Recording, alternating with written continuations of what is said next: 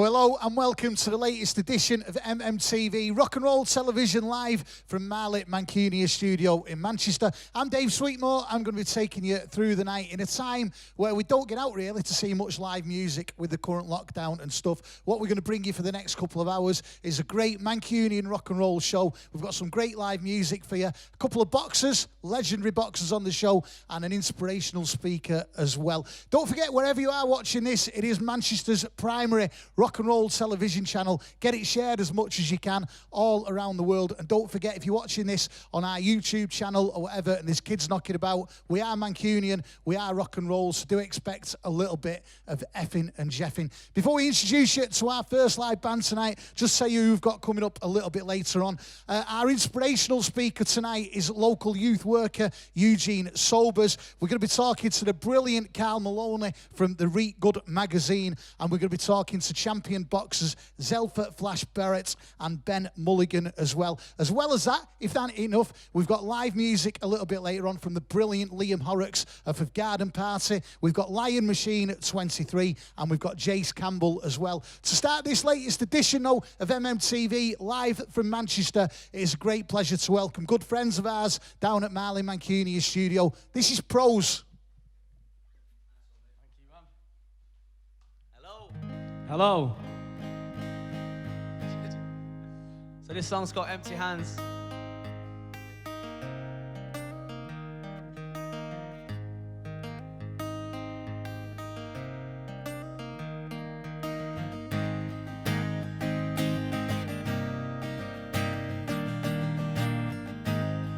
Yo. Look, it's a rocky road. When will it stabilize? I wanna know, I'm waiting until the day arrives. Stay inside, turn the TV off, be quiet, maybe hide. Bailiff's knocking on it, don't know how I'm gonna pay the guy. Second final notice through the door, I'm trying to change the minds. Gas has been cut off, man, I've been bathing up my mates for time. Sleeping fully clothed through the cold, lie awake at night. We're hungry, money's running low. I'm at the stage where I am shedding weight and feel like surely I have paid the price. Me and my bros so broken, finna taste the pride. Slowly going down our throats, choke but we stay alive. Sell a little smoke so we see another day survive. Neighbors try complaining, say we're criminals, we ain't the type. Staring at us through a clouded lens, not with a naked eye. This house is no longer a home, think of my favorite times. Man, how much more can they take from my empty hands? Holding on to what they never had. Yeah, maybe I'm broke but I won't break. Maybe I chose the price I'll pay. I've thrown it all away. I've thrown it all away. I think that it's apparent I'm embarrassed where I fell. I ain't looking for a handout, I've never asked for help. Everything I have now, I've grabbed it by myself. Packed my bags, I'm looking back on where my family had dwelled. My mother calls me up, see how I'm managing in hell. I think it's safe to say that she's been panicking as well. Her love for us is unconditional, more than I could tell. She deserves to be happy, man, she carries this herself. So we cover up the bruises. It's funny, but the truth is, life unravels too quick for you to think to do shit. 1 second you're a school kid, the next you're in a room with council members and possessions, and you're trying to find a roof with, deciding if you'd use it wisely or be stupid. Trying to find a lie inside your eyes, but it's useless. Pockets empty, not a penny, energy's eluded. You're destined to get better, your integrity will prove it. Empty hand, holding on to what they never had. Yeah, maybe I'm broke but I won't break. Maybe I chose the price I'll pay. I've thrown it all away.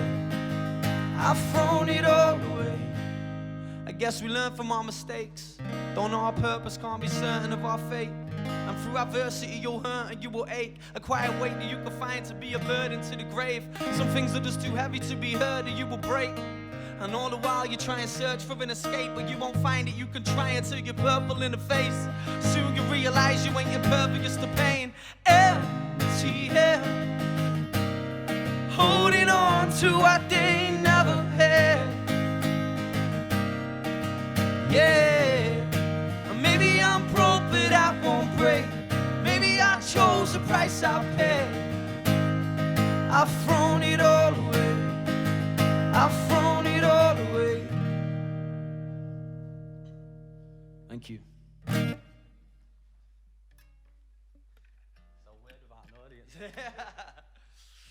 So this next song, this is called Caravan, and this is all about going to a caravan when I was a kid.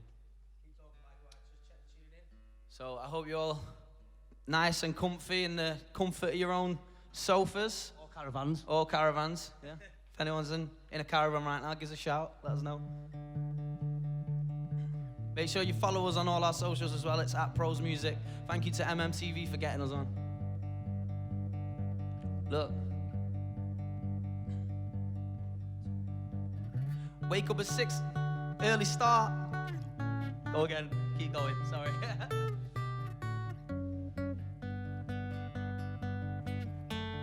Yo, my bad, it's live. Wake up at 6, get an early start. My mum's packed the bags and shouting up to my brothers with stern remarks, saying if they want to come, they better hurl their ass out of the sacks to get down here fast, cause we gotta leave soon and the journey's far. They're outside trying to work the car, then it beat twice as we heard it start. We run outside and squash in the back seat. Beth gets in the gap on my mum's feet. She sat in the footwell on the passenger side. My mum tells her get her head down if we pass police. Then I said we have wheeze. The girls run back with the daft, cause me, I tell her that I have, but I'm holding it till we pass MacD's. You know what that means. In fact, I'ma see if I can grab me one of them new Happy Meal toys that I got last week. And after a while, I'm like, Mum, will you slap Steve? He's jabbing my back when I'm trying to get some damn sleep. She says, mind your language, and slaps me. Everybody laughs as we park up the car and all went inside like a stampede. The places we go when we're young are like footprints that fade in the sun. To remember those days ain't enough. We go back if only we could. The places we go when we're young are like footprints that fade in the sun. To remember those days ain't enough. We go back if only we could. We arrive and our caravan looks like a spaceship. My new neighbors say hello. They laugh and you joke when they ask how many of us can that old Monday hold. My mum says that young girls around my age, I should go over and play, but no, I say I will later. And then I go red when Dave says I won't. We're shouting out things to do and I'm thinking I go for a swim and then cruise around. With her off to the beach, so I'm gonna go too, otherwise I'm gonna think that I'm losing out. We got a dinghy in the boot, but Sean said he's got a BB gun to shoot it down. I'm saying prove it, you never do it. If you do, I drown. Mum, I ain't sharing a room with him. If I do, then when I get home, I'm moving out. She laughs and says, be my guest. I guess it would be useful to lose a mouth. But then winks and blows me a kiss just to let me know that she's fooling round. And it cools me down. If God gave me wings, I wouldn't use them now.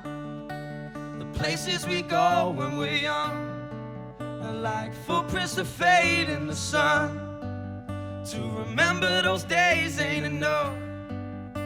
We go back if only we could. The places we go when we're young are like footprints that fade in the sun. To remember those days ain't enough. We go back if only we could. Told her that I meet her in the arcade about 8:30, and I can't wait. When I seen her, my heart raced. I was halfway through killing zombies on Resident Evil. I told her it's a hard game. She's saying that it's easy and starts playing. Turns out she's better than me. So I say I let her beat me to save face. She's cooler than the girls at my school. I get this feeling I can't shake. I need to let her know soon and it's fine by me if we never part ways. She's gonna think I'm a fool. Half strange, kisses my cheek. I don't wanna leave yet. There's nothing more that I need, trust me. They say we're too young for love, but these butterflies must mean something. We're at the end here. I didn't ever expect tears. Guess the brightest flames burn fast. I just hope that we meet again next year. The places we go when we're young are like footprints that fade in the sun. To remember those days ain't enough. We go back if only we could. The places we go when we're young like footprints that fade in the sun. To remember those days ain't enough. We go back if only we could. Thank you. Never mess up on that song. I know, yeah. That's what we get for keeps it live. loads of months off and no rehearsal. Yeah. I blame that on lockdown, fatigue, that innit? Not match fitness. Yeah, innit? Yeah, exactly. Did all right, Mikey, to hold it though. Nice one, thank you. So this next song, this is called Highs and Lows. And this is all about me being drunk. Raise a glass high to a night we won't remember. Singing like we got the pipes, although we don't pretend to. So be the day that we die, drinks lifted overhead, ya. Recollect on the times when we had no agenda. Overstepping the line, we didn't have no receptor. The hazy glaze in my eyes shows that I don't respect her. She goes crazy and cries, she should've known me better. She just tells me it's lies when I say I won't forget her. The drugs are clouding my vision, I can't see now for a fact. There's people stood around me shouting out from the back, like he's about to attack, and I just stumble around wondering how to react. I keep knocking them back, get around for the lads. The sound of a song shoots me down in my tracks. Small piece of my mind flies up from out of my past. Keep my feelings locked down as I drown in my glass. I wanna drown my sorrows, tie 'em to a rocking dam, throw them as far as I can. Oh, I wanna drown my sorrow, so tomorrow I can breathe again.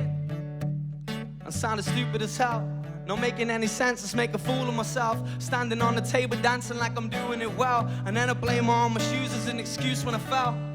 Trying to pretend I couldn't do it to help. Attempt to get up, my legs don't know what to do with themselves.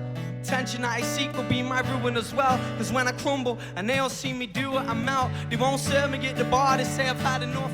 So I tell them what I think, then they ask me to leave. So the bouncers come and drag me up, and I'm kicking and shouting with letters laughing at me. Now I'm sat in the street, scramble back to my feet. Mad at my friends cause they don't answer when I rang them in need. Wind up blind, acting as me. Wind up lying on our bellies as we chat to police. I wanna drown my sorrows, tie 'em to a rocking dam, throw them as far as I can. Oh, I wanna drown my sorrow, so tomorrow I can breathe again.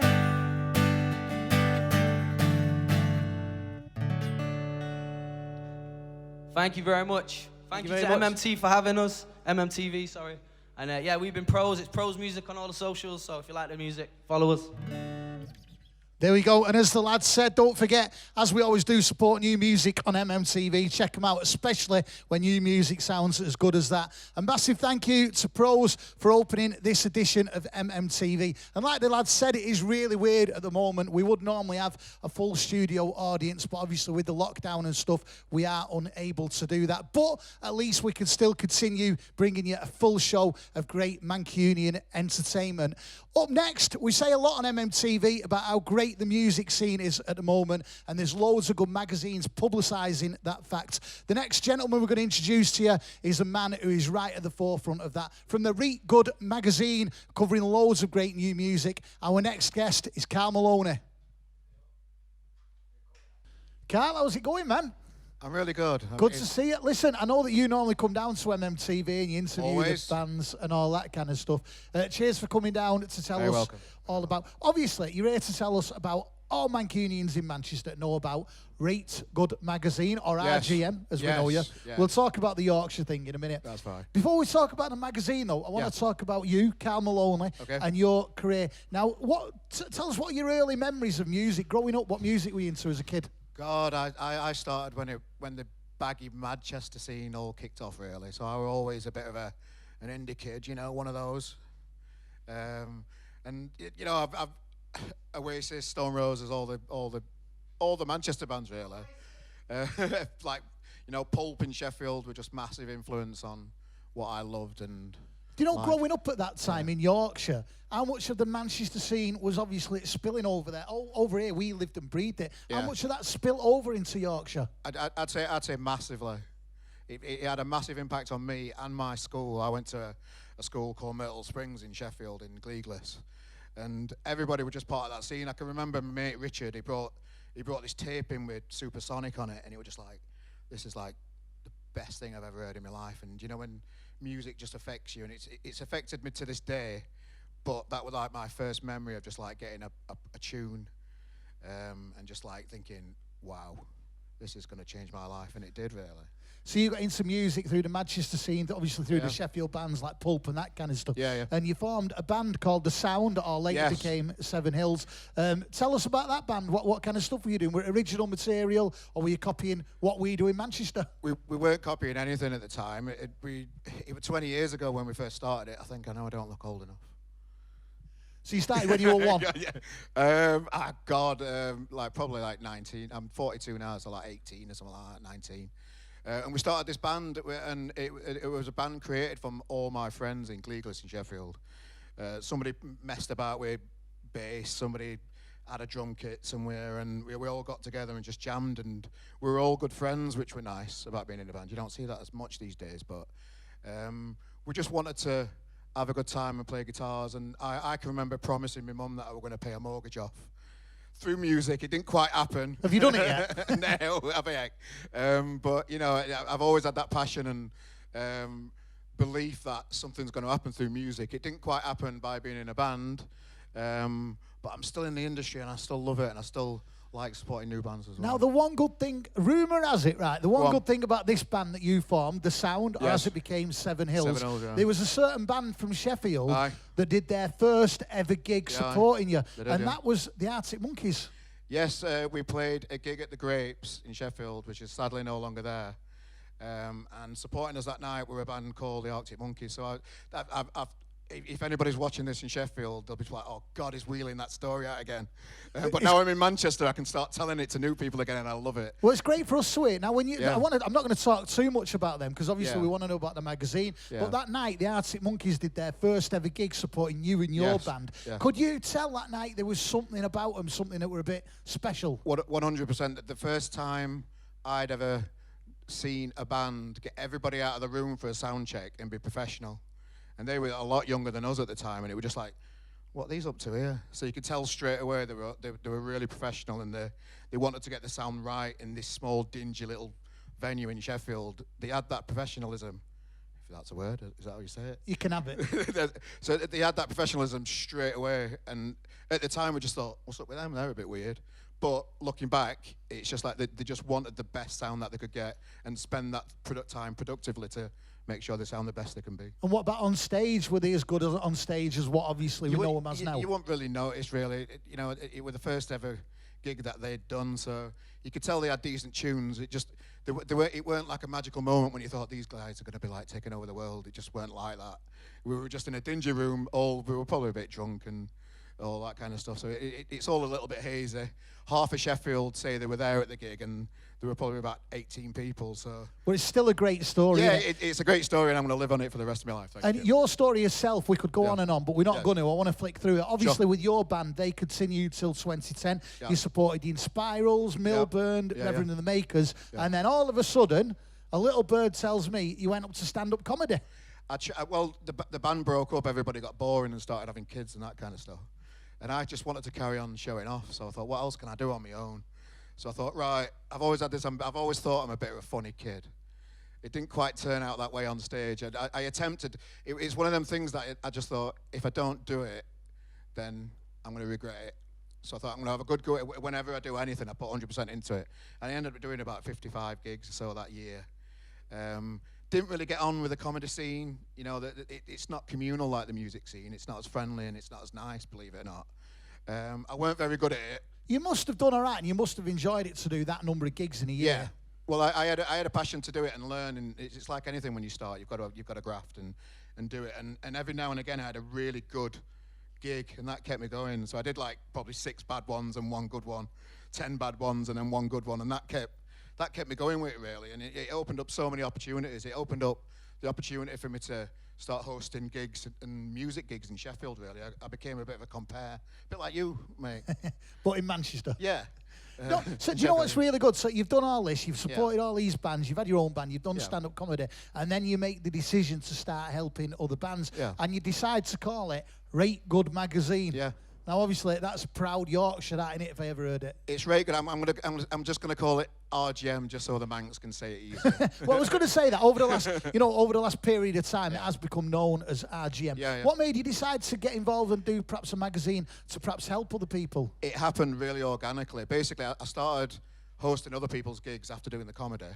And then I started to do my own gigs in the Frog and Parrot in Sheffield. In those gigs, I used to interview bands and film bands, just like this kind of stuff. And it became a thing called Carl Maloney Presents in Sheffield. When I interviewed the bands, I needed a website to put the band videos on, so that started. The website took off a little bit, so I started doing band reviews and that kind of stuff. So I never set out to start a magazine at all. It just happened organically. And it's grown just through my own, like, sheer... Determination. Determination, that's the word, yeah, determination, just to keep a good thing going, really, because people got on board with it. A lot of people didn't like the fact that we are really honest with his reviews, which I'm proud of, because we don't just offer a blog or a magazine where we'll tell bands that the greatest thing in the world. We'll give them feedback if we feel that's appropriate as well. I suppose you've had the experience of being in a band and stuff to say, this is what you're doing right, this is what you're doing wrong. So you've got Rate Gun magazine going, or RGM as we know it now. Well, you've been doing that. What would you say have been the highlights of the magazine? The standout points where you can go, yeah, I'm proud of that. One massive thing that helped me, I started a series driving around in a car interviewing bands, just local bands really. And I asked John McClure on Twitter, I've supported him years ago in bands and that kind of stuff, but I asked him on Twitter if he'd be a guest. And that were kind of, and he agreed to it, and it went down really, really well. Do you know what? I think I remember that, actually. A few years ago, that, wasn't it? Yeah, I remember that. And it was a massive catalyst and basically helped me get bigger gigs, bigger guests, really. So I got, like, Clint Boone in, loads of other people, like quite decent names that I'm proud of that series, and it's really helped the brand RGM grow to what it is today, and just little catalysts like that, really, which, make you proud. Now, don't get me wrong, it's hosting a magazine is a lot of work, and I work full time as well, so I do it in my own time on top of it, and it can be a bit of a pain in the arse, but I love it. Well, it's great what you do, and everybody is aware of RGM and the magazine and Thank what you do. If just to go off on a bit of a tangent, you have branched out a bit, and you're now managing a band as well, Sinclair. Yes. Tell us a little bit about them. Well, I started putting gigs on at Gulliver's Castle in Manchester. Now I've moved over here a couple of years ago. And they are just a raw, young band that I just saw something in when I had them on a few times at a gig, and I'm just like, yeah. Ollie the singer, he's all over, this is his future, this is what he wants to be, and he asked me to manage him. I'm like, I don't know if I've got time for this, but let's give it a go and see what we can do. And I'm really proud of how the lads, we rebranded them. They used to be called Assembly Point, they're called Sinclair now because they had a crap name, but we sorted that out straight away. And we're just working hard behind the scenes. We've just brought a single out yesterday called Burn 'Em Down, and it's a top tune. And I'm just going to work hard with them. You don't get into this game for the money. You do it for the love, and I love the guys, and I just love seeing their new single that came out yesterday out there in the world now, just like doing its own thing. Well, I know that we are hoping to get Sinclair on the show at some point on MMTV. Apologies from the lads for not being here tonight. Well, they will be on one in the future, no doubt Definitely, whatsoever. Just out of curiosity, though, Yeah. RGM, you're looking after Sinclair. Is that something you're hoping to do more of in the future, manage bands, or is it just a one-off thing with this particular band? Since I started managing Sinclair, I've been asked by a couple of other bands, and at this moment in time, I'm just sticking with Sinclair purely because I don't want to water down the effect and the work that I'm doing with them. So maybe if I can time manage a bit better and maybe delegate more work with RGM, that might be a possibility in the future. I'm not closing the door to it. I enjoy it. But at this moment in time, I'm just concentrating on Sinclair and getting them where they need to be. That's great. So obviously RGM, I'm sure a lot of people who watch MMTV know about RGM, and obviously Sinclair, hopefully it won't be too long before we do have them on MMTV. What does the future hold for RGM? Where do you want to take it? What comes next? Well, we've just got we've just passed 1 million views on the website, which I'm proud of. Absolutely. 1 million people have been on my website. That's amazing. And I'm really proud of, throughout this whole pandemic, we've brought out new content with bands every day through the pandemic, which that's one of my biggest accomplishments, I think. I think things like what you're doing with the bands and with RGM, that's what's keeping music lovers going during this awful time. Yeah, and it's busy. It has been busy through the pandemic, but because I always try and like do a bit of market research and see what other people's doing.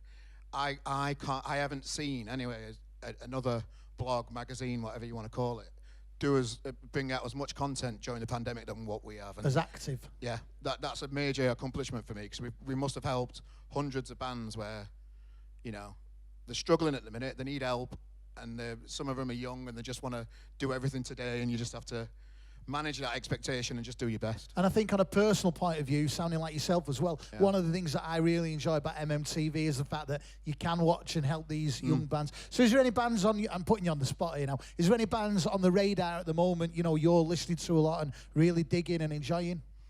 Yeah, oh yeah, Sinclair, obviously. A bit cheesy things. I should have said that. Other than the band you're managing? Yeah, I love Dirty Laces. I think they're Great band, yeah, good friends of the show.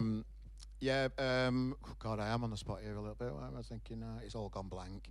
There's there's literally loads and loads of them that we're just pushing out there in a minute, and it's just I couldn't give you one or two. You know, Dirty Laces are up there.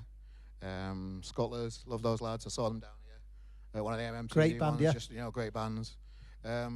Just go to rgm.press and you'll see all the good stuff that we can do. That's all I'd say. I was just going to... Sorry for the crap answer. You've just answered my next question there, though. So rgm.press is where people go if they want to find out more. And like you've just heard Carl saying, right through the pandemic, Carl and RGM really have been at the forefront of keeping new music alive. You know, every single day of the week there's new material. So make sure you follow RGM on all the usual social media channels. And, of course, get that million mark up on his website as well. Let's get 2 million, eh? Listen, Carl, Cheers. not on behalf of myself and all of the bands, thank you for everything you do. Cheers, and good luck in the future with RGM. Cheers, mate. Carl Maloney of Cheers, guys. RGM Magazine. Thank you. So you're watching MMTV, and like we were just saying to Carl then at the moment, the music scene at the moment is, in my opinion, the best it's been for years and years, if not ever, especially in Greater Manchester and the Northwest. And as we talk about on MMTV, one of the towns that is massively at the forefront of that at the moment is Wigan, with bands like the Lathams, Stanleys, Flechettes, River, and of course the brilliant Garden Party all leaving the way. The next guest tonight on MMTV is the lead singer of Garden Party, who's here to do a bit of an acoustic set for us. Liam Horrocks, how's it going, mate? I'm all right, mate. Are you all right? Yeah, not bad. Listen, we are hoping to get you on as a full band soon, you know, as Garden Party. But like I was just saying then, the music scene at the moment is unbelievable. What are they putting in the water in Wigan at the moment? Because it's mental. I don't think it's the water, mate. I think it's the Galloway's pies, me. Is that what it is? Salt Babbage heads and that, Wigan kebabs. No, but it's mint at the moment. What's your favourite flavour pie? It's got to be the original meat pie from Galloway's. I've never had one of them. I've been working in Wigan for a while at a club, but I've never had one. It's shut. You're iconic in Wigan. You need to get him on men. It's shut though, innit? You know what I mean? We leave Wigan in the middle of the night and the pie shops are shut. But honestly, the music scene you lot at the moment, it's mad, innit? And it must be good for you, and it must be giving all the younger music fans in the town a lot of encouragement. Yeah, definitely. It's weird because I think especially for you as well, you'll know as much as me. We've all known how strong our scene is for years. Like even back when I was in my first band when I was 16, it was like everyone knew who the Stanleys were. Everyone, like, you knew every single band, and it's just nice to see that everyone's growing together as opposed to you're just like, obviously you've got your forefront runners, you've got the Lathams, you've got like Stans, but everyone's sort of building up together instead of just everyone going off and forgetting everyone. Do you know one of the things that I really love about, you know, all the bands and yourself in Wigan and that at the moment is the fact that you really all do support each other. If you put a gig on with 5 or 6 Wigan bands, it isn't just a case of we'll turn up for them then go home. Everyone supports each other, and I love that.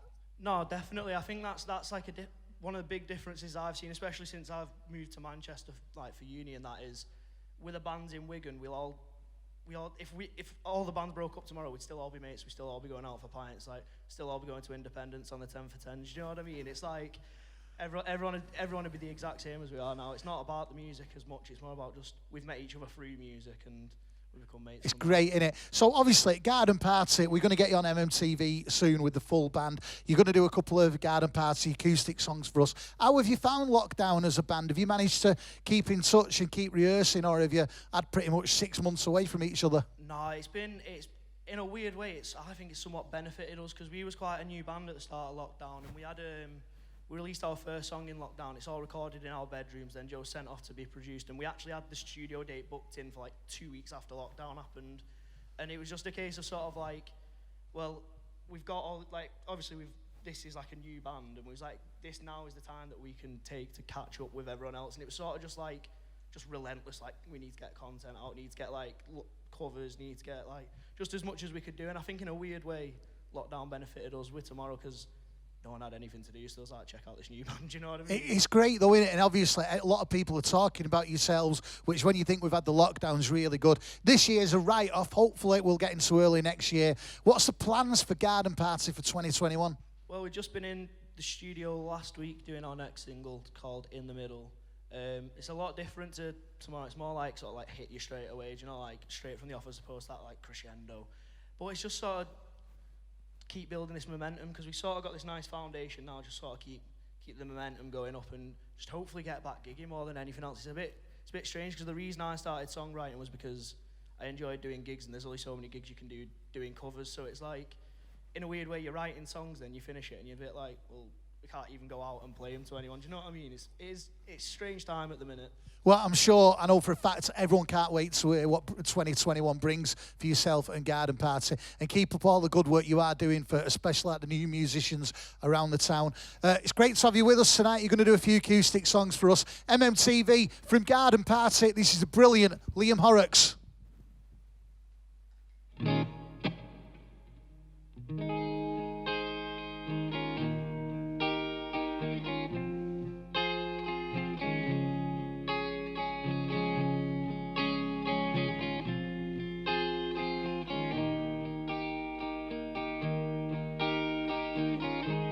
The autumn breeze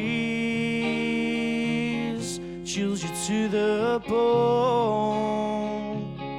Boy, you're leaving your worries behind, you don't care anymore. At least that's what you said to me. What's got into you lately? You've been stumbling home almost every night. But if you pull your rose-tinted glasses on and take a look down memory lane, your past might seem much better than yesterday. Now you're standing in the rain. You can't stop scrolling through the conversations that you had. Start thinking to yourself, did we ever have it bad? Push yourself right to the line, 'cause you're completely out of time, and there's nothing more you can say to him.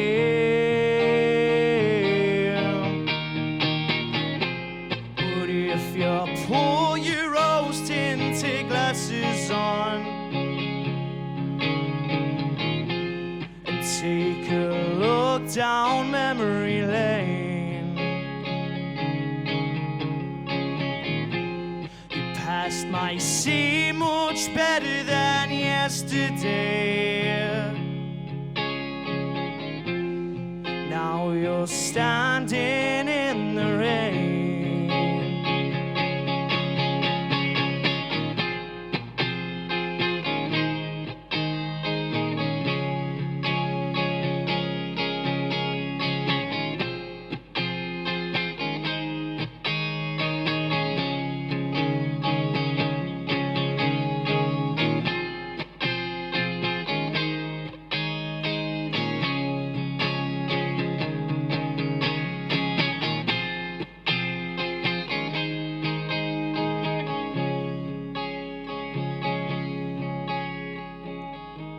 The autumn breeze chills you to the bone. Boy, you're leaving your worries behind, you don't care anymore. But if you pull your rose-tinted glasses on and take a look down memory lane, past might seem much better than yesterday. Hey, now you're standing in the rain.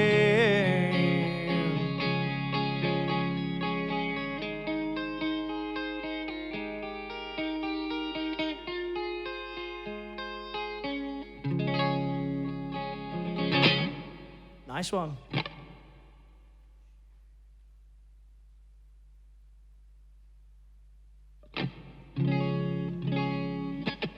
Will sound a bit nice now for the guitar.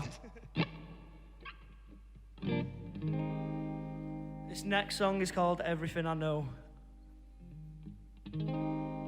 Was in the car under the moon.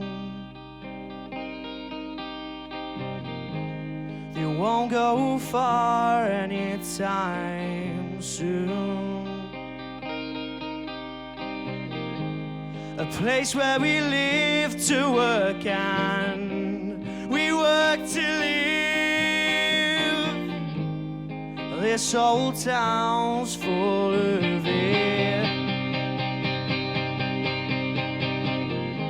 We're getting about our northern red. The heavens open up again. I'm racking out my brains and I'm going insane. Why do so many feel this way? How can we call this on when you're always on your own and there's no place to go? These are the streets that taught me everything I know, and I'll continue roaming until we all grow old. Well, these are the streets that I won't let go, the streets that I call home. Driving around to pass time, going out just for a fight. There's nothing else to do when we've all been split in two. It's all we've ever known. How can we call this home when you're always on your own and there's no place to go? These are the streets that taught me everything I know, and I'll continue roaming until we all grow old. These are the streets that I won't let go, the streets that I call home.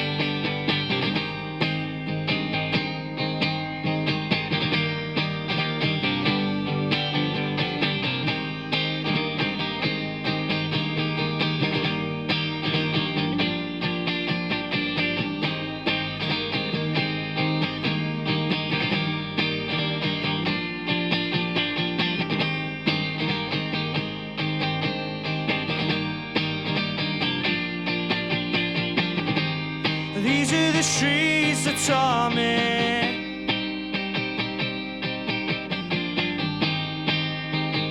everything I know,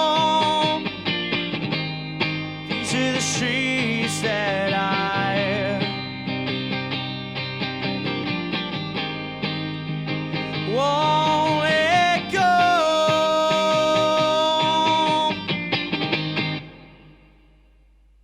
Thank you. I hope everyone's comfy on couches. Make sure we're staying in and that. Look after each other. This last song I'm going to play for you is called Tomorrow. It's our debut single. Make sure you go and stream it, follow all our socials and everything. Garden Party Band UK, Garden Party Band Bank. Just type it on either one and you'll find it. But yeah, this one's called Tomorrow. Cheers to Mmtv for having me. Nice one, Dave, for inviting us down.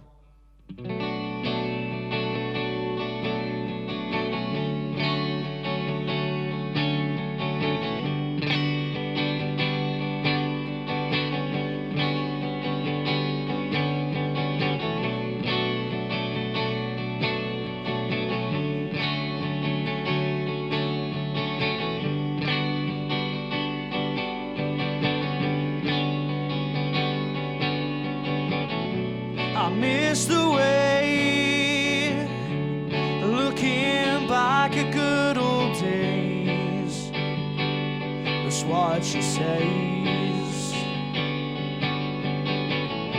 I miss the way you made me stop and stare for a while, 'cause you're mine. Don't take me for granted. I probably shouldn't ask this. Where's your head at? Don't take me for granted. I probably shouldn't ask this. But where have you been at? Won't you stay one more night and see how you feel tomorrow, tomorrow. Won't you stay by my side and see how you feel tomorrow, tomorrow. Don't make me wait. Well, I know that you want space, but I'm miles away. I'll give you all the space, just don't let it go to waste this time. And how many chances will I get to ask this? But where have you been at? And how many chances will I get to ask this? But where's your head at? Won't you stay one more night and see how you feel tomorrow, tomorrow. Won't you stay by my side and see how you feel tomorrow, tomorrow.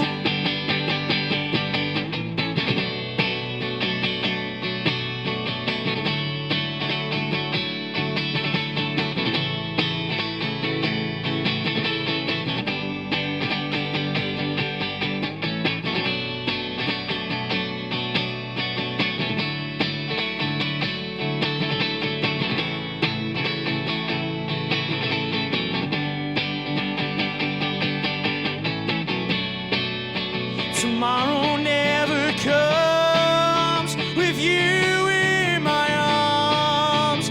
Still not over you. Tomorrow never comes with you in my arms. Still not over you. Thank you very much.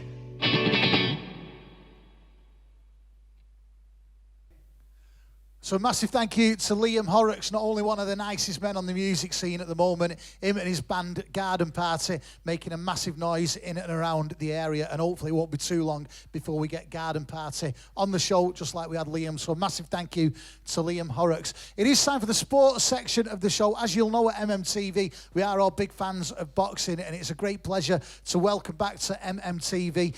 He's won a couple of Commonwealth titles since he was last with us, Zelfa Flash Barrett, and also alongside him, new to MMTV, no doubt he'll become a good friend of the show very, very soon, Ben Mulligan. How's it going, lads? Good, thank you. Very good. Yeah, listen, cheers for joining us. Zelfa, I'll talk to you in a minute, Ben. Zelfa, first of all, though, since you were last with us. What is it? It's about a year since you were last with us, wasn't it? Yeah, a year. I was just preparing for my Commonwealth title fight, and then... So you went from preparing for it, so you've won 2 Commonwealth titles, I'm right in thinking, since you were last here? I've won Commonwealth title and an IBF title, so yeah, we keep going up.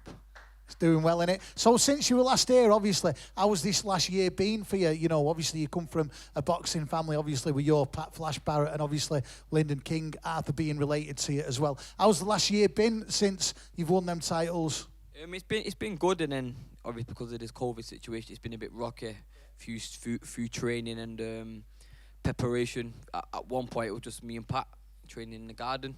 Yeah. So until like the gyms were open and professionals could train, that's when we kind of stepped up and we got the fight date, and we thought, you know what, well, we've been ready, we've been training, so we'll take the fight. And we fought. It's 16 years since you had your first pro fight back in October 2014. Is this the first time you've had to deal with this? You know, this kind of where you're training in your back garden and all that kind of stuff. Is this the longest you've gone from without being in a gym environment? Yeah, because we were meant to fight in, I think it was like May 3rd or 4th at the MEN on with like Dillian White, my first debut for Matchroom, Sky Sports, and then obviously COVID happened, and it's like, wow, not allowed to go gym, not allowed to do nothing. So I was training in the back garden. It was a bit weird, you know. There's no. At least atmosphere. The weather were right for you, wasn't it? Yeah, I know the weather was okay, but you know, I was going on about 1,000 walks. It was mad. So your last fight was only in August down in Brentwood against Eric Donovan. What was that like fighting? That must have been the first time for a while you've had a professional fight with no crowd. That was mad. It was like an amateur when I was an amateur, and you're fighting down like Liverpool or somewhere, and there's no crowd that's gonna cheer for you. And it was just mad coming out, and they said my name, just like 2-3 claps, and like there was no like raw. So did you prepare any different? Like I said, your first pro fight for a long time with no crowd. Did you have to prepare any different mentally for that, or was it just you took it as a normal fight until you got there? I just thought it's a normal fight. You know, he's got them little gloves on. I've got my little gloves on. It's live on TV, so it's like it's a fight. But I realised the difference when I got there, and I thought, whoa, there's no crowd. There's no. It was just mad. The atmosphere was mad, and like. See, when you're hitting some of a combination, you can hear like a raw, and it'll spur you on. Where all you can hear is your coach and 2-3 claps. It's mad. When you were in the ring doing that, what was it like having that fight when you didn't have that crowd noise behind you? Was it sort of like off-putting the fact that it wasn't there, or was it just you were just focused on the fight? No, I'm just focused regardless. But when you're an experienced professional fighter, you start to realise certain voices and certain parts of the ring and certain people who are around the ring, and it's like. When them voices aren't there and the crowd wasn't there, it wasn't an issue. You know, the job got done, but it was just like a mad feeling. When you're used to a crowd and thousands, and it was just mad, but, you know, we got it done. Well, it was another fight, another win for you. I want to talk to you both in a minute about the effect the pandemic's had on the boxing world. First of all, when's your next fight then? Have you got anything else lined up now, or...? Hopefully, we're just waiting on a fight date. You know, it'll be before the year, so I'm blessed to... be able to fight again, you know, because there's some professional fighters out there that can't fight, so I'm looking. Do you know who your opponent will be yet, or? No, I don't have a clue. We just prepare and see for whatever. So, listen, we're going to talk to you again in a minute, like I say, about the pandemic and the effect it's had on boxing. But, Ben, welcome to MMTV, your first time here. How's it going? All right? Yeah, good, thanks, yeah. Listen, let's go back to your early days. You got into boxing when you were 12 through your granddad. How did that come about? Was he into the boxing world, or was it just something he thought you should do? Yeah. The first ever, my granddad took me to a boxing show at the Velodrome. It was a Northside show, and my granddad's friend was an ex-Manchester boxer, Brian Barlow. So he took us down there. First ever show I'd been to. And yeah, I loved it. Do you know what I mean? I've always been into football, and my dad was into football and stuff like that. There's never been no one else in my family had boxed.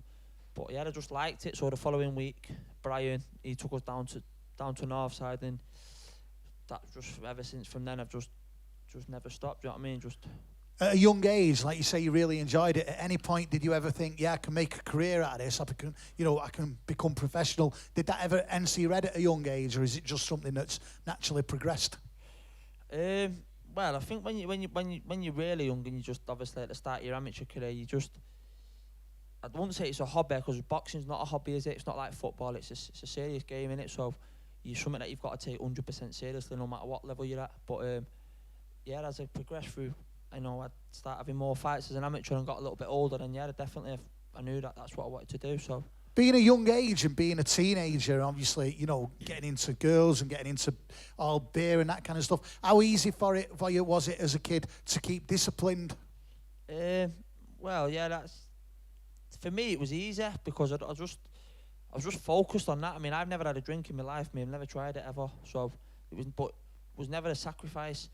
It was never like something that I wanted to do and I was having to sacrifice because of boxing. I've just not done it. Do you know what I mean? You don't miss what you don't know. So, but obviously there's distractions as a kid and stuff, into like you say, the teenage years and that. But you've just got the boxing just, I don't know, it's like a drug. This boxing, once you're in it, it just takes over you. It just takes over your whole life. Do you know what I mean? So I never really struggled. I just kept going and just progressed. Do you know what I mean? It's great that, because you say it with ease, but I'm sure there's a lot of kids who are getting into boxing at a young age that do end up, going down the route of having a beer and meeting girls and all that kind of stuff. So you went, from Northside, then you went to Middleton Select, where you turned pro. You ended up at Collyhurst and Moston. What was the reason for moving between gyms? Well, I was at Northside.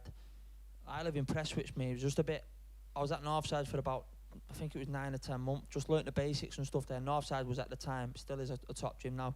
It was probably the best amateur gym in Manchester.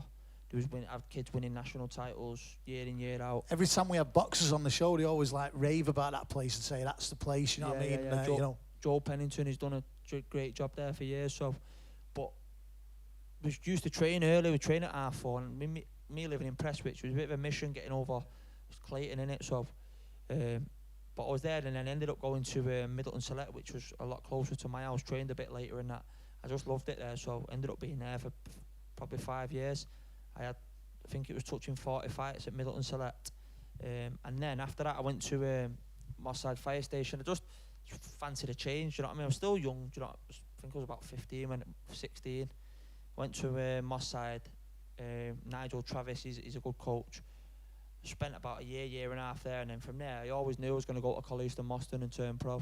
That was always, I had friends, and Zelf was like my friend, and obviously Zelf was coming through there, and I had other friends that was professional there that I looked up to, so I knew that I was going to go there. And I had a few amateur fights at Collyhurst, and then I was just in the gym then, probably a year and a half before I had my pro debut, just learning, obviously, the transition from the amateurs to the pros. So the determination was always there. You went through these gyms. You obviously had something about you. Well, do you remember the time when you got a tap on the shoulder and said, "Right, you're turning pro.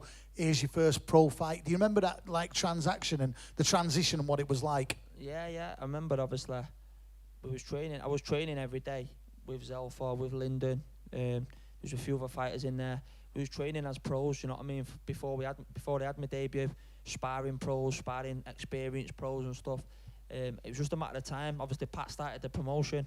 We was fortunate that Pat started promoting before our debut. So me and Zelf, we both made our debut on Pat's shows. So it all worked well. Do you know what I mean? And yeah, it was just like Pat always says, done it. It's like a duck on water. Once you've been in the gym around pros and in training well, as a pro, it's just it Comes was like natural. second nature yeah, it was almost. Natural, do you know what I mean? So yeah, I had that pro debut and then just moved on from there then. So you're having this great career, you know, you had your pro debut, and then was it last year there was a bit of an incident where, you know, your health took a turn for the worse? Is that fair comment to say? Yeah. Well, last year I was meant to box December the 7th, and I had medical. You have, obviously, when you any professional boxer has a medical once a year, you have an annual brain scan.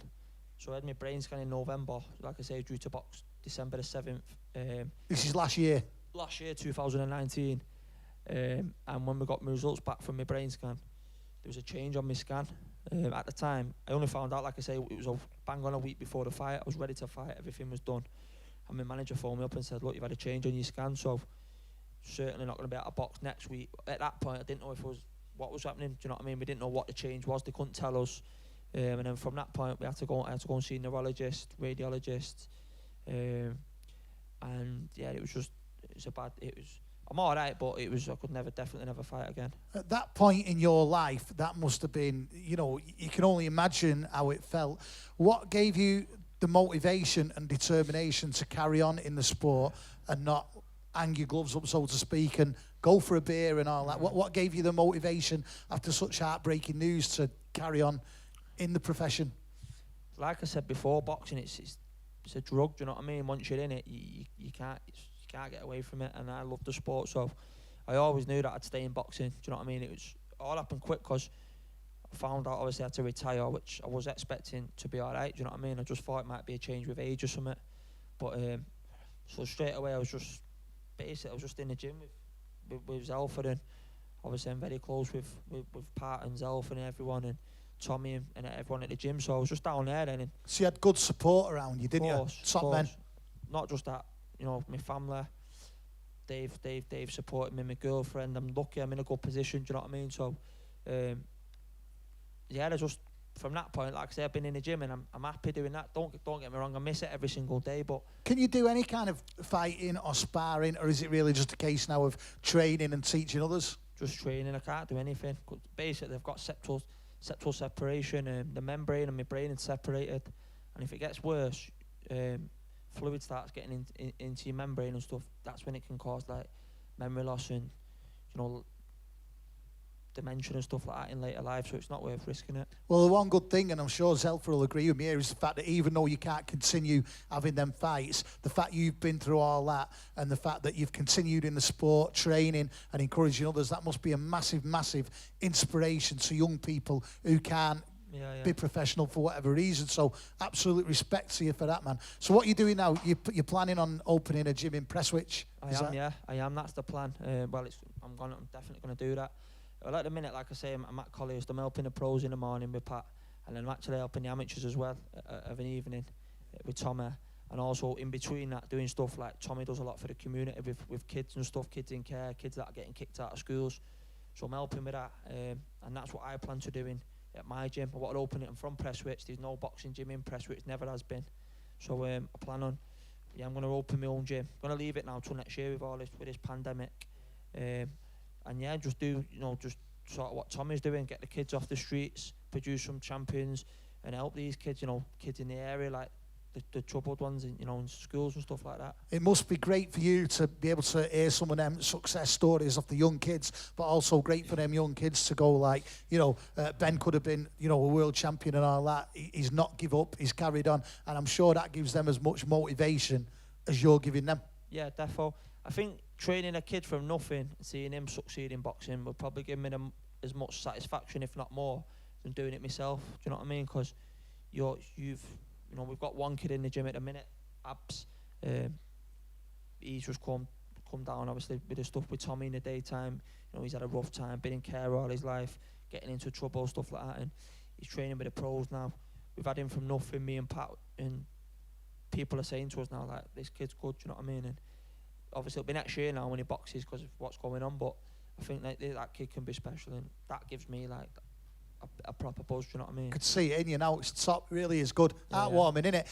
like Zelfa, just going on from what Ben just said there, talking about, you were boxing from a young age with your family. Ben was boxing, from the age of 12 and all that kind of stuff. This pandemic's come in, and all of a sudden, these young kids that have been, sparring and fighting and training since the age of 12, all of a sudden, they've not had gyms and stuff to go to, and perhaps haven't had the people around them at home to train, that they might have done. How worrying is that these kids that have, found a path, a career path, if you like, all of a sudden they've not had it. How worrying is it that, these kids might all of a sudden take a wrong turning because they've not been able to go to the gym? It's easy for them to take a wrong turn and not be able to go to the gym. And like, all you can do is just give them hope and say, this is just part of the journey, because that's all I've been saying to the kids in the gym. It's part of the journey. It's just, the path is written. You just got to stay focused, watch boxing every day, keep your mind active, and, hope for the best. And next year will be the best. Ben, like, what advice would you give to the young boxers now who are like, I can't go to the gym, I can't do what I wanted to? What advice would you give to them young boxers to carry on doing what they're doing and keep in with it? Yeah, just like what Zelfa said, they just got to ride it out, and we've never experienced it, no one has, and they've just got to stay fit. I mean, I was fit. It is hard for these kids. They used to go to the gym every night and stuff like that, and now they're not, so it's easy to drift off in it. But sooner or later, the gyms will be back open. Things are slowly getting better, aren't they? So they've just got to do what they can at home, keep fit, keep doing the road work, stuff like that, and before we know it, things will be back to normal. Well, the work you're both doing is an inspiration, to not just boxers, professional boxers, to young kids as well. And, seriously keep it up, what you're doing. What about the plans for the future, Ben? Is it all a case now of, hearts set on opening this gym in Prestwich? Yeah, defo. Just open this gym in Prestwich, produce some good fighters there, and carry on at Colliers with Pat, training the pros. I'm not going to train pros. I'm just going to get an amateur team set up and do some stuff with the kids in the daytime and stuff. And yeah, then just stay in boxing and just, see the likes of Zelfa's, I've trained with Zelfa since the start of my professional career, do you know what I mean? You're not just trained together with my mate as well, do you know what I mean? So it's good to see and just play a small part in helping, just help him and help the other fighters in the gym and follow their journey now. And Zelfa, obviously, you're going to have a fight hopefully coming up in the not-too-distant future. What's your plans for the rest? Is it just a case of carrying on training up till your fight takes place? Just basically being an athlete, staying fit, staying ready. I will have a fight just before the year, so it's my job to be fit and to be ready. Ben he said he plays a small part, he plays a big part in my career. He knows me in and out, puts me on the pads, go running with him, he can make me tick. So, I'll win something for him because he plays a big part in my career. He's been humble there, saying he plays a small part, but he's like my mentor, man. When Pat goes mad at me, I'll go speak to Ben. And I'll tell you what, obviously boxing's going to be in the news all for next year, obviously for the Fury and AJ fight. How do you think that's going to go? How can you see that going? That will happen. That fight will happen because, when it's all said and done, boxing's two men or two women fighting in a ring. Which way do you think it'll go on the night? The two good fighters, I don't know. I'm a fan of both of them, so, the best man will win. Ben's got an opinion on this, I could tell. I'm the same as I don't like predicting fights, mate. Boxing's boxing, it only takes one shot, doesn't it? If I had to say I'd fancy Fury, I've said Fury for years, but you don't know. AJ's world class, so but I would fancy I'd have to go with Fury, but anything can happen. And one thing before we let you go, obviously you lads are a massive inspiration to a lot of people. If there's any kids watching this show or any families thinking, yeah, I want to get my son, daughter, whatever into boxing, what advice would you give if perhaps boxing's not in their family? What advice would you give them to get into the gym? Anyone, young people listening that might think, that'll do me good, that? My advice is just to stick behind him and support him no matter what, because boxing's a lonely sport. And it's not like football. We've got like 11 men on the field and we can pass the ball. And, if I'm injured and everyone can come on, it's just that in boxing, it's just you. So the advice I'd give is just if your daughter or someone wants to do boxing, just support them no matter what, in and out. If they've got a routine, support them with the routine, support them with the running, with the healthy eating, whatever. Just support it's just love, really. Well, Zelfa, keep up the great work, what you're doing, and good luck with your next fight. And no doubt we'll see you back at MMTV soon. And Ben, just listening to your story today, man, you're an inspiration to a lot of people. So good luck with Press Switch. Thanks for inviting us down as well. Anytime. You know how much we love boxing at MMTV, so no doubt we'll see you back here soon, yeah? Nice one. The brilliant Zelfa Flash Barrett and Ben Mulligan.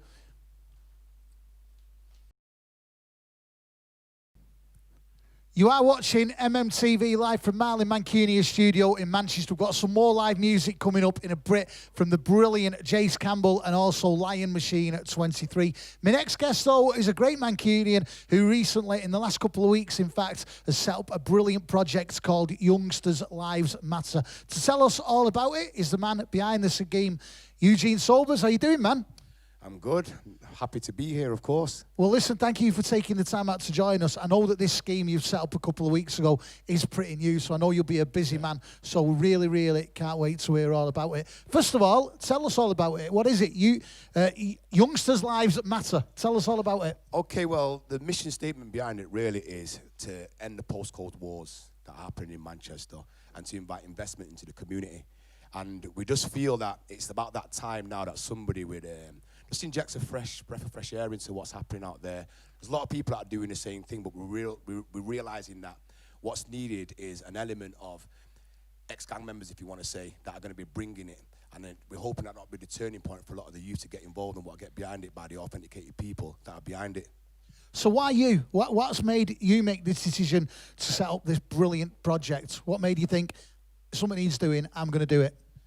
Well, as an ex-gang leader myself, I just feel like I'm a bit responsible for some of the problems that are out there today. A lot of the stuff. So there's a lot of honesty there.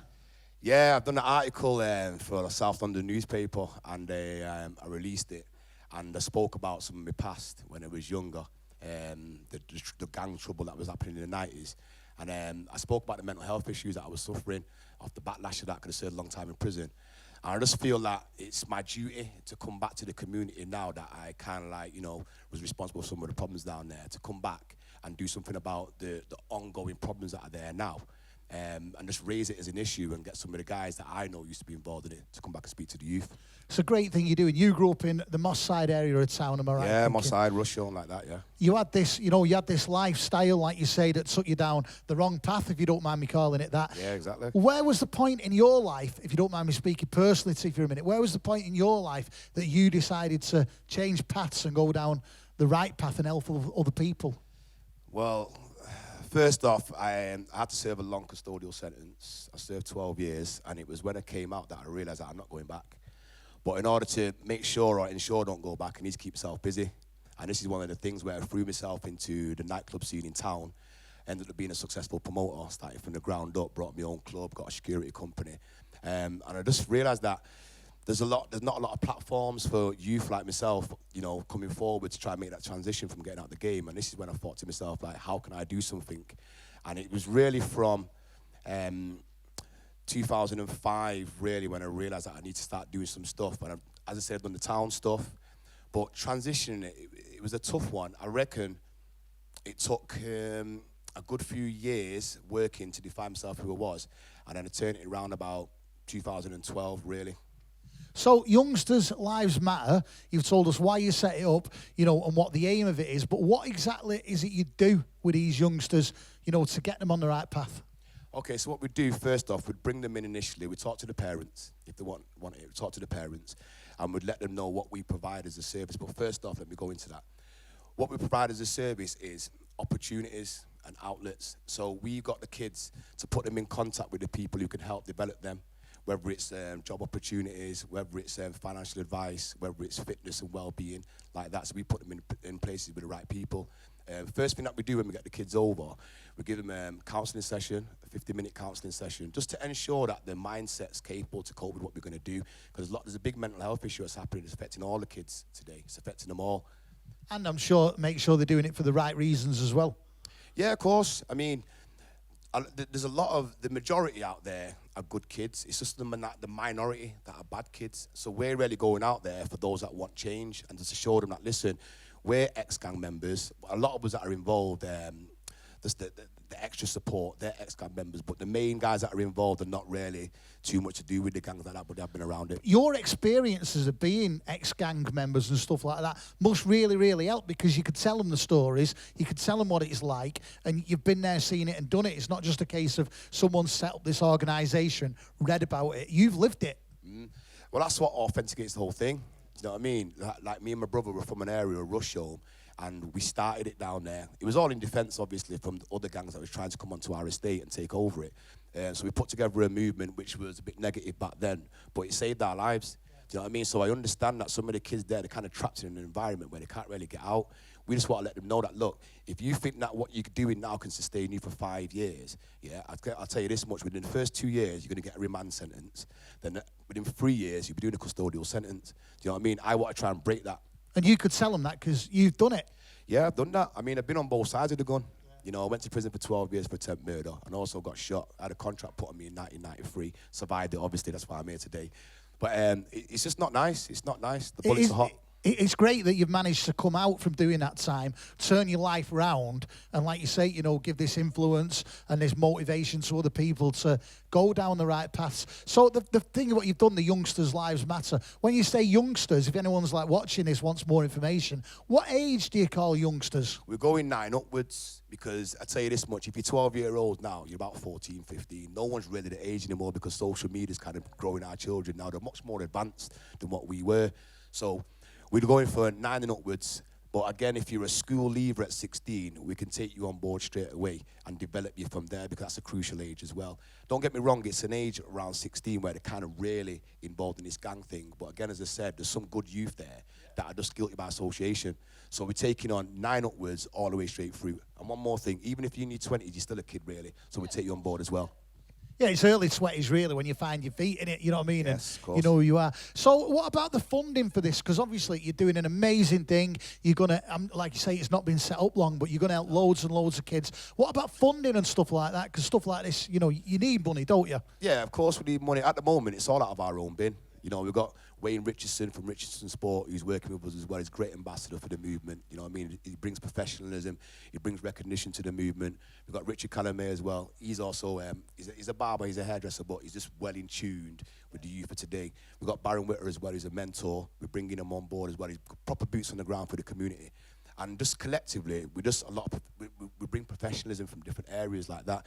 Now, in regards to funding, I've had a lot of people contacting me in regards to that. So we just need to trace that up. But at the moment now, we're just doing all the stuff on the ground just to make sure we get in the right place and then the funding will come. I think it's great how people are already getting in touch with you when it's not been going so long, and it shows how much it's needed and how much people believe in it as well. Do you know what I mean? So it is a great thing you're doing. So obviously you've told us what you want to do, what the aim of it is. What about going forward? What about in the future? How far do you want this thing to go? Well, we're looking at taking on board some Dragons to bring in the Dragons Den kind of platform now where as we're developing these kids and we're working with them now, we'll get them sat in front of some Dragons and let them pitch their idea there. After we've been working with them for several weeks and several months, and then bring them in front of the Dragons now, pitch their idea, and hopefully these Dragons that are brought in will work with the kids' health development as well. And it's people who are from the community. I'm not really trying to bring in too many out of the area people. I want those that are in there so the kids can see that, oh, I know him or I've heard of him, and this makes me believe that I can do great. Some people to look up to and that kind of stuff. Yeah, sure, that's what we want. I mean, we've got a lot of good people from the community that are doing well, like Kay Musa, Brendan Locklane, you know, Lerone. These guys are fighters, and at the moment now, a lot of the youth have got this energy that they need to expel. So looking up to fighters like that now, they believe that their dream can come true. And I think the experience you've all had between you as well, because that's what people look at. You know, you could tell a story till you're blue in the face, can't you? But to have had that experience, it's a case that the youngsters can go, they've been there, seen it and done it. You know what I mean? Let's listen to what they're saying. Well, that's what authenticates the whole thing. I mean, a lot of the youth that we've spoke to thus far, they're saying that some of the mentors from around the area, they just don't know them. Do you know what I mean? They're not really authenticated what they're about, where with us now, I'm not glorifying any of this at all. This is purely a redemption. I just want to go back there and make a change because I feel like I'm part of what's happening now. And just the people that are involved, we're all on the same page. Do you know what I mean? And this is what makes it just great about the whole movement. And the support that I've got from my side today, I just need to thank everybody from there because they've just been great. Well, honestly, I'm really enjoying, what you're saying, and obviously the amount of people that are trying to get involved already just shows how much it's needed and what a great thing you're doing. And just sitting listening to you, as I'm sure everyone watching MMTV will agree, is the amount of people and kids' lives you're going to change. It's an amazing thing you're doing, man. Thank you so much on behalf of all of Manchester. And, Thanks for having me, man. it's great what you've done with your future as well, yeah. Just one last thing before we let you go, though. Obviously, we've been talking about it for 10 minutes. If people want more information about Youngsters' Lives Matter, where can they find it? We're on all the social platforms at the moment. You can go www.youngsterslivesmatter.com. That will take you straight to the main website, and then from there, it will show you all the platforms and the socials that you can catch us on.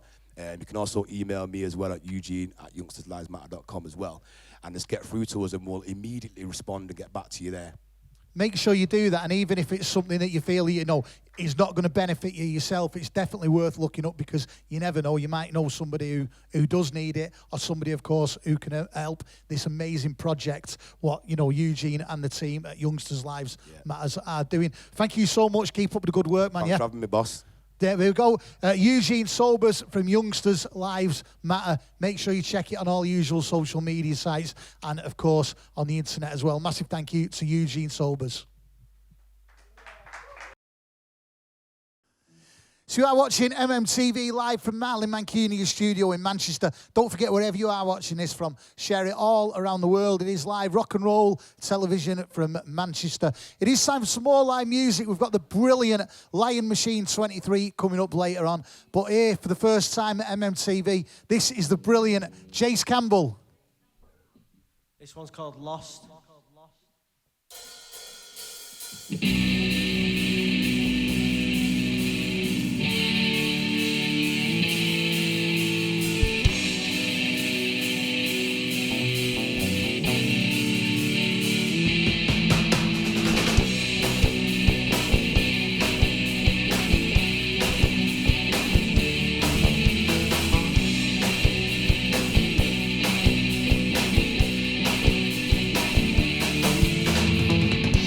I don't have my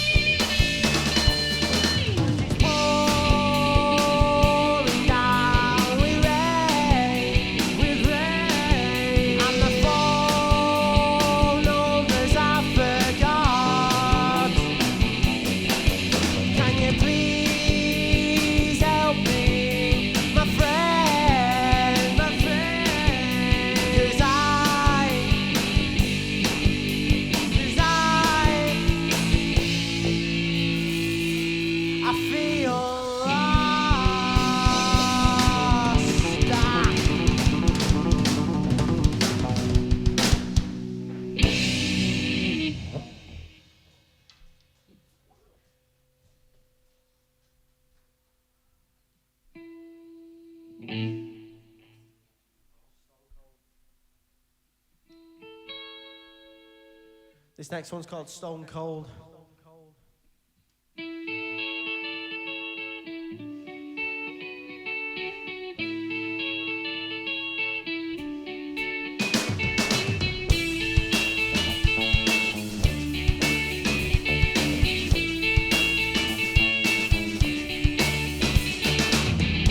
I've got no reason to lie. I've got no reason to hide.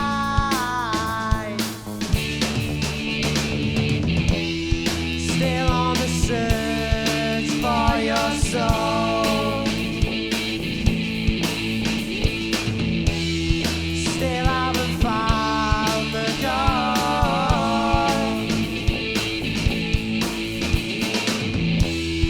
You could fill my heart's empty hole.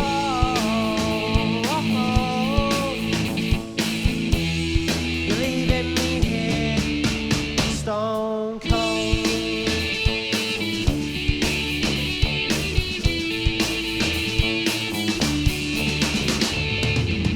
I want you by my side.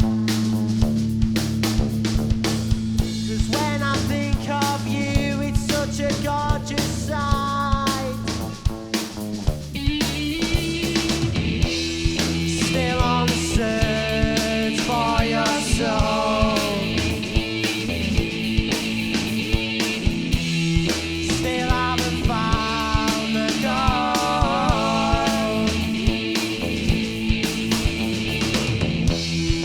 You could fill my heart's empty hole.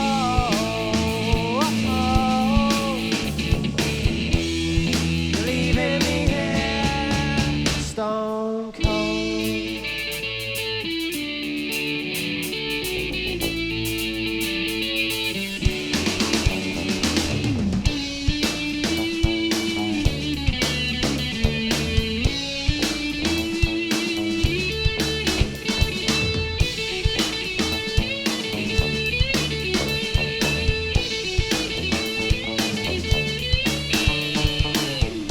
Times change and love is strange. It's driving me insane.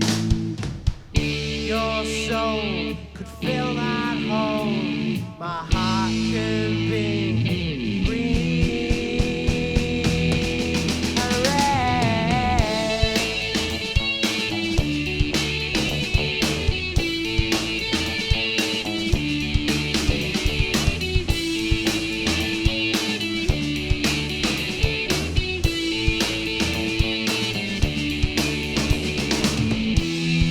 still on the search for your soul. Still haven't found the goal.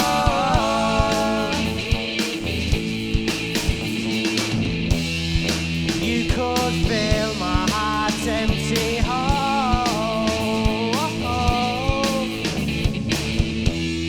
You're leaving me here,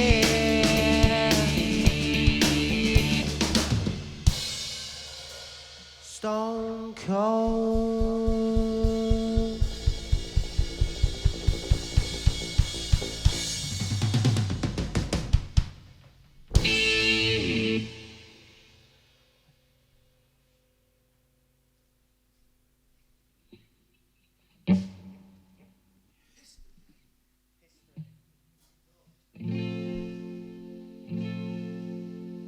This next one's called History's History.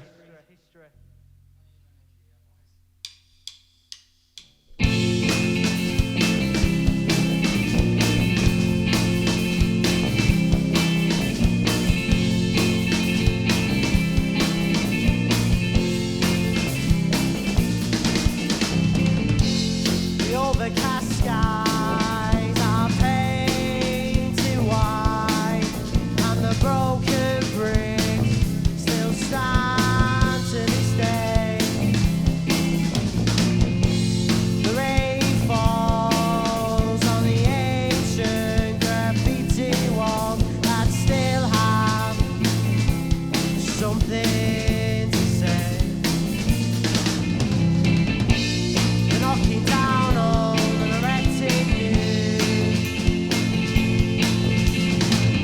They're ripping out our hearts and souls too, trying to separate you and me. Oh, history is history.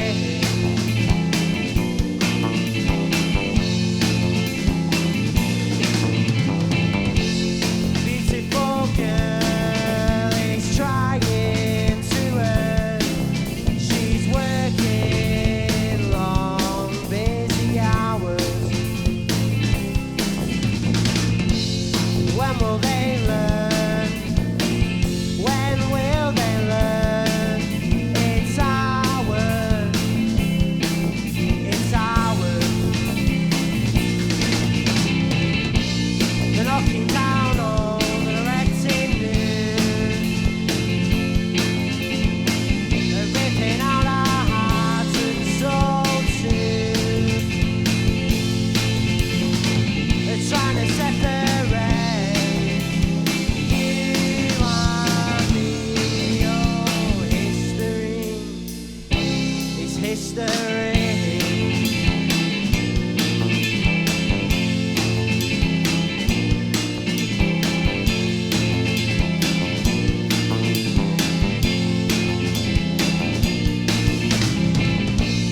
What have we done? What can be done? We never used to think all this one day might disappear.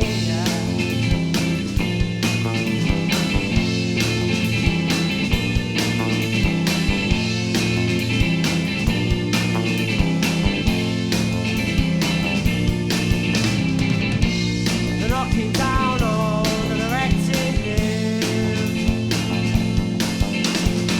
They're ripping out our hearts and souls too. They're trying to separate you and me. Oh. I said they're knocking down all the erecting news. They're ripping out our hearts and souls too. Trying to separate you and me. Oh, history is history.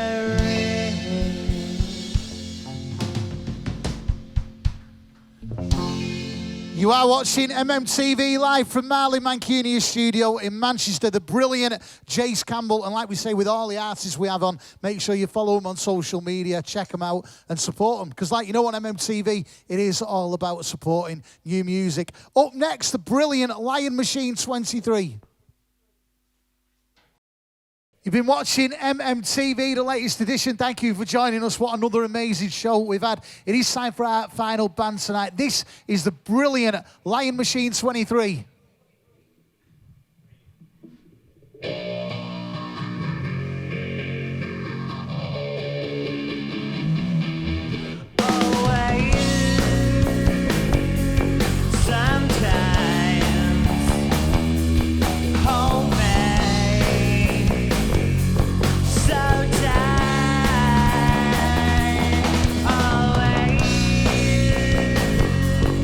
Sunshine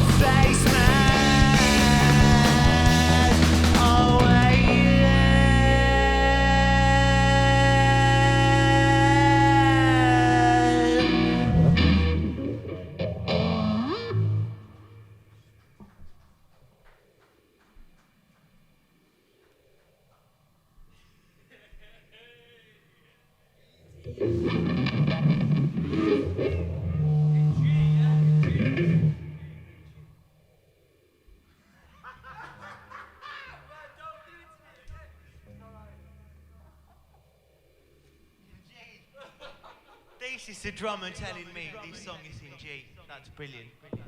Yeah. Bass drummer.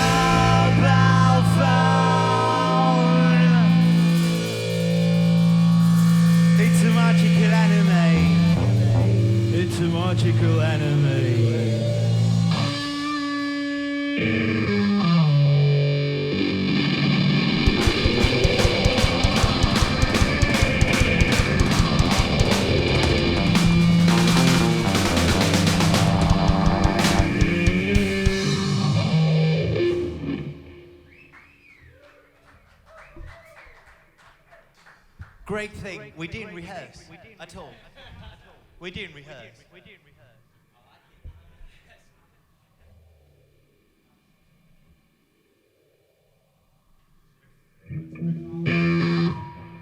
60s Magic Ride.